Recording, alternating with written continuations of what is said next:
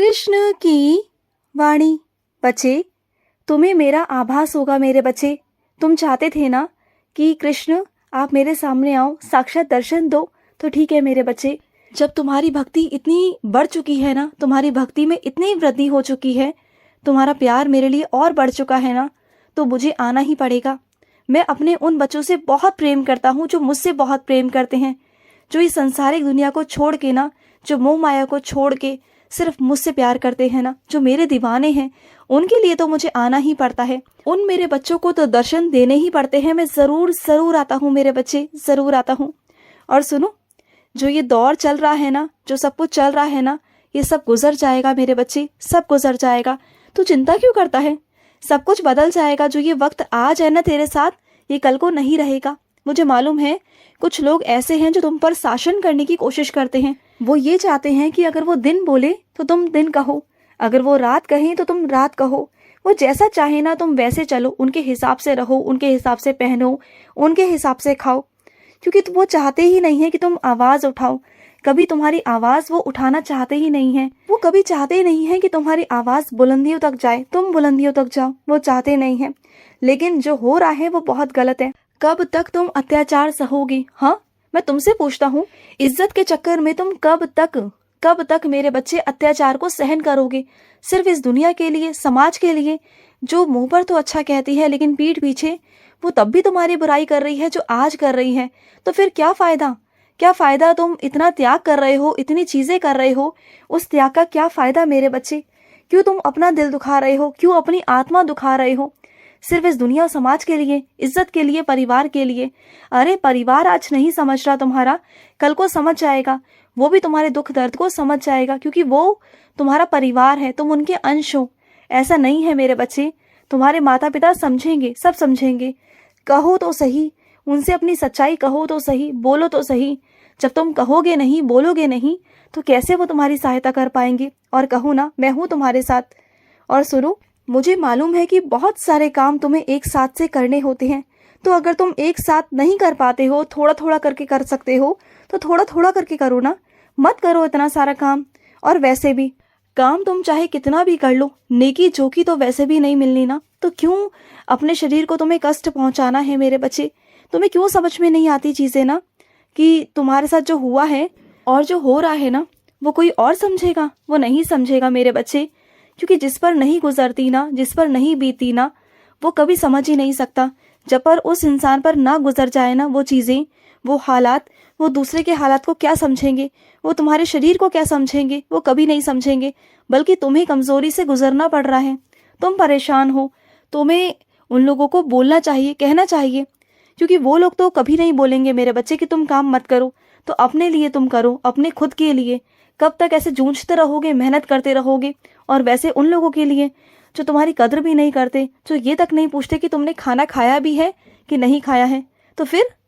और सुनो मेरी बात को, मुझे मालूम है कि बहुत सारे लोग ऐसे हैं तुम्हारे जीवन में, जो उनका कहीं का भी गुस्सा होगा ना, कहीं का भी, काम का, बाहर का, कुछ भी, कैसा भी गुस्सा होगा ना, काम का होगा या बाहर का होगा, या कैसा भी गुस्सा होगा, वो सारा क्रोध तुम पर आके निकाल देते हैं। और तुम्हारा ना इतना गुस्सा भर जाता है ना अंदर से, तुम्हें खौलते हो तुम्हें लगता है कि बस सुना दूं, सब कुछ कह दूं एक बार में और खत्म कर दूं सब कुछ। ऐसा लगता है ना कभी कभी, क्योंकि तुम परेशान हो चुके हो, क्योंकि तुम बहुत ज्यादा टूट गए हो अंदर से। कब तक सबकी सहन करोगे? बिना गलती के तुम सुनते हो हर बार।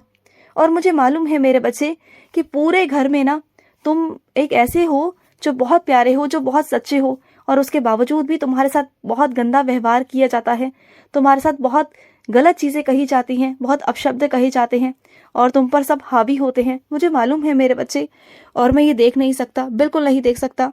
एक बात कहूँ तुमसे, अगर तुम पहले की तरह अपने पाँव पर दोबारा से खड़े हो जाओ ना, दोबारा से अपने आप को पहचानो, वापस से धन कमाओ, धन के स्वामी बन जाओ, संपत्ति इकट्ठी करो, फिर देखो जो लोग आज तुम्हारे विरुद्ध खड़े हैं ना, वही कल को तुम्हारे पक्ष में खड़े होंगे, देख लेना। और सुनो मेरी बात को, लोगों के तानों से परेशान होकर अपनी जिंदगी के रास्ते मत मोड़ो, अपनी दिशाएं मत मोड़ो, जैसे हो वैसे रहो, क्योंकि किसी के लिए बदलना बेवकूफ़ी है मेरे बच्चे।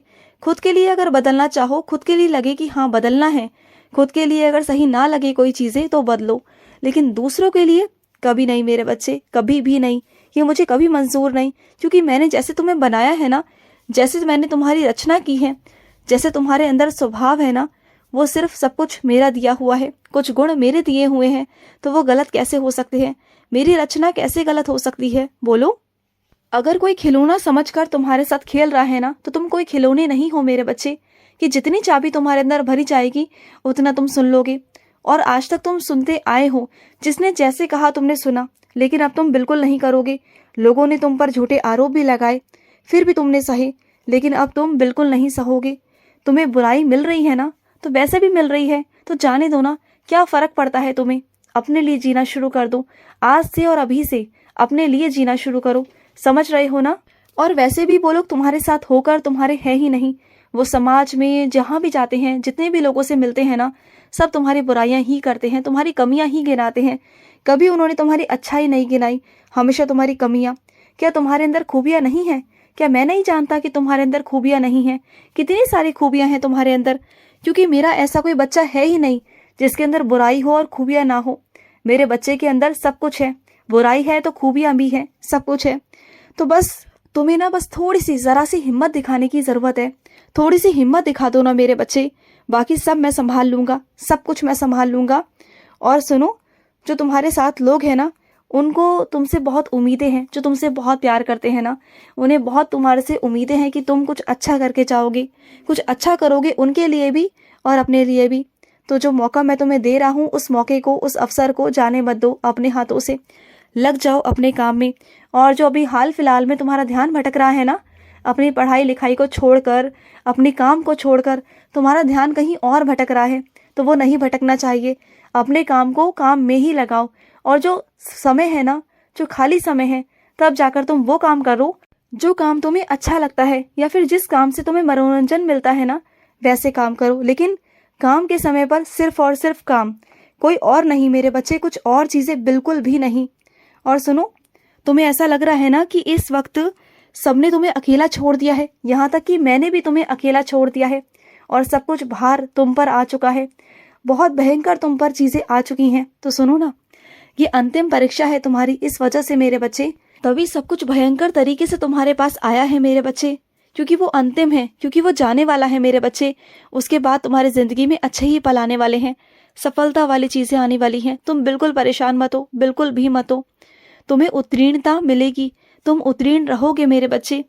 और एक बात हमेशा याद रखना, तुम्हारा जो मन है ना बनने का, तुम वो जरूर बनोगे, क्योंकि मेरा आशीर्वाद है तुम्हारे साथ। और तुम्हारे घर में किसी और का भी सपना है ना कि तुम बनो, तुम आगे बढ़ो, तो तुम बनोगे, जरूर जरूर बनोगे। सब कुछ अच्छा होगा, सब कुछ। और सुनो, अगर तुम्हारे पास में पैसे होते हैं ना, तो किसी से उधार मत किया करो। कोई सामान लाते हो तो तुरंत में पैसे दे दिया करो। तुम ये सोचते हो, ये लालच तुम्हारे मन में आता है कि इन पैसों को बचा लूं, शायद ये आगे काम हो जाए, लेकिन तुम्हें ये नहीं पता कि कर्जा कर्जा होता है। और जब कर्जा बढ़ता है ना, तो तुम्हें तब समझ में नहीं आएगा, जब वो बढ़ के बहुत सारा हो जाएगा ना, तब तुम्हें वो अखरेगा, तब तुम परेशान हो जाओगे।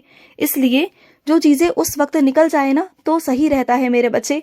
तो पैसों को बचाया मत करो, दे दिया करो, चुका दिया करो। जिसका जब देना है तब दे दिया करो, उसी वक्त देकर खत्म कर दिया करो। और सुनो, किसी को भी अपने निजी मामलों में बोलने की अनुमति बिल्कुल मत देना। और अगर तुम दोगे तो तुम कल को खुद ही परेशान हो जाओगे, क्योंकि तुम्हारे जो निजी मामले हैं, जो निजी जिंदगी है ना, वो सिर्फ और सिर्फ तुम्हारी है।